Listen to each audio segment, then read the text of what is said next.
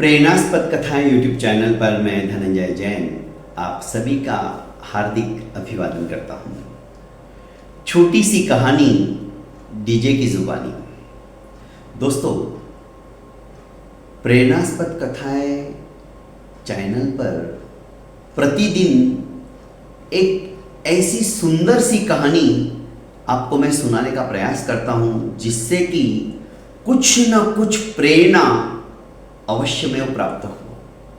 और आज की कहानी ऐसी ही है।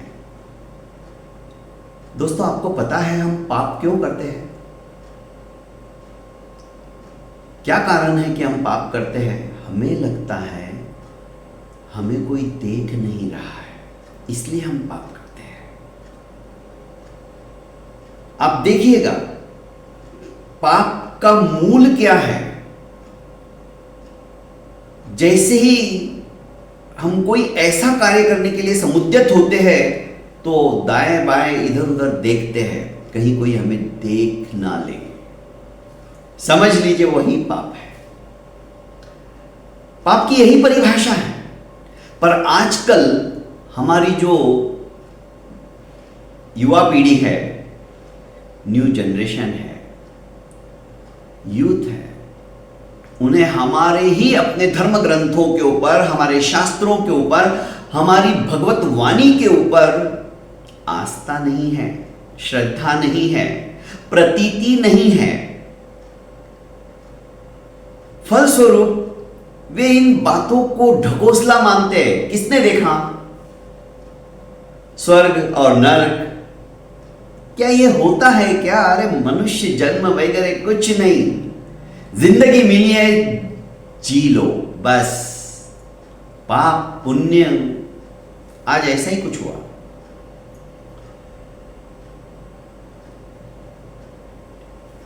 ऐसे ही हम लोग बैठे हुए थे, मेरे मुंह से उसी विषय के ऊपर यमराज जी निकल गया।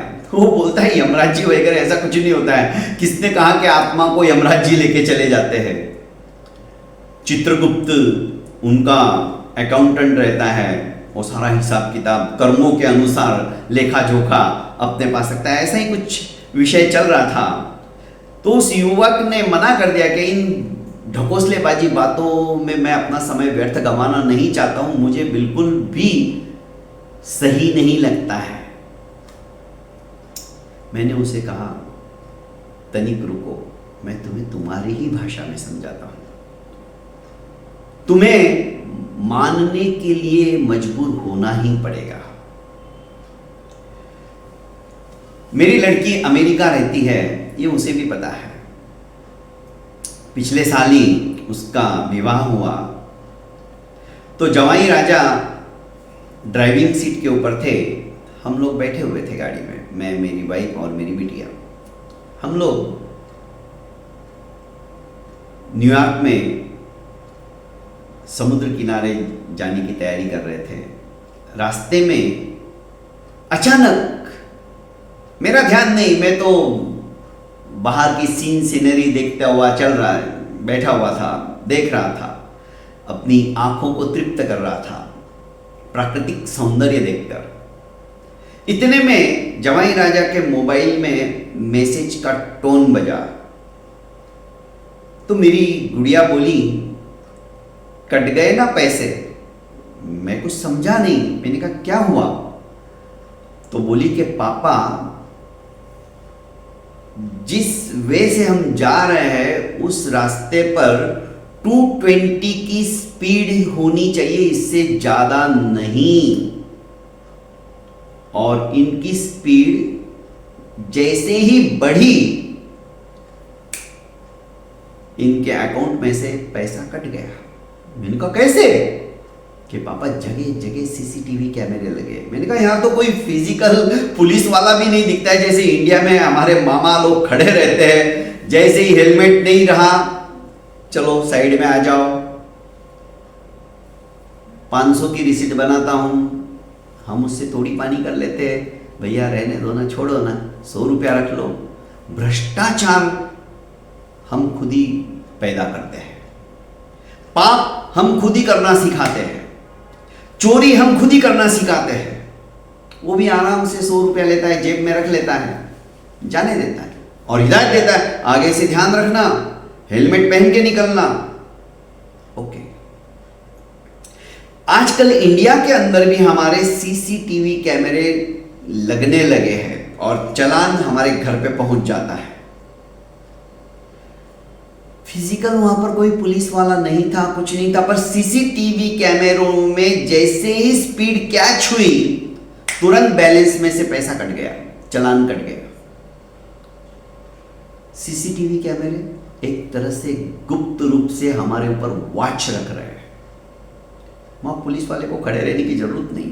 ठीक इसी तरह चित्रगुप्त भी 24 आवर्स हमारे ऊपर नजर रखा है, नजर रखा हुआ है। देखो ना, नाम भी कैसा, ये आज का नाम नहीं है भाई साहब, चित्रगुप्त। यमदूत का जो अकाउंटेंट है उसका नाम चित्रगुप्त। चित्र अर्थात फोटो और गुप्त सीक्रेट, गुप्त रूप से वो हमारे ऊपर 24 आवर्स वॉच रख रहा है। हम क्या कर रहे हैं, क्या नहीं कर रहे हैं, पाप कर रहे हैं या पुण्य कर रहे हैं, हमारा पूरा लेखा जोखा एक एक सेकंड का उसके पास है। इसलिए पाप करते हुए डरो। हम ये जानते हैं कि ये अच्छा है, ये बुरा है, बुरा करना छोड़ो। जो चीज हमें पसंद नहीं है वो चीज हम यदि किसी और के लिए करते हैं तो उसे भी पसंद नहीं है। दोस्तों, स्वर्ग नरक की बातें बहुत सीख ली और पढ़ ली और देख ली, पर प्रैक्टिकल रूप में जब तक हम अपने जीवन में इसे आत्मसात नहीं करते हैं तब तक पाप से हम डरेंगे भी नहीं। पाप से भयभीत होना है तो दोस्तों अच्छे कर्मों को करना शुरू कर दीजिए, क्योंकि चित्रगुप्त के पास सब कुछ अत से इति तक हमारा अच्छा और बुरा लिखा हुआ रहेगा। चालान तो कटना ही है, यदि हमने कुछ गलत किया तो वहां पे बख्शा नहीं जाएगा, वहां पे घूस भी नहीं चलती है कि भाई साहब रख लीजिए, नहीं, वहां पूरा हिसाब देना पड़ेगा। बहुत बहुत धन्यवाद दोस्तों। प्रेरणास्पद कथाएं यूट्यूब चैनल को आपने लाइक सब्सक्राइब नहीं किया तो कर लीजिए और कम से कम सिर्फ 5 लोगों को फॉरवर्ड कीजिए इसका लिंक और उन्हें फोन करके कहिए प्रेरणास्पद कथा यूट्यूब चैनल को सब्सक्राइब करो। और हाँ, कमेंट बॉक्स में आप यदि लिख सको तो जरूर लिखो आपको मेरी ये कहानियाँ कैसी लगती है, जिससे कि प्रतिदिन मैं और द्विगुणित उत्साह के साथ नित नई कहानी आपके सामने लाकर प्रस्तुत करने की कोशिश करूँ। बहुत बहुत धन्यवाद। प्रणाम।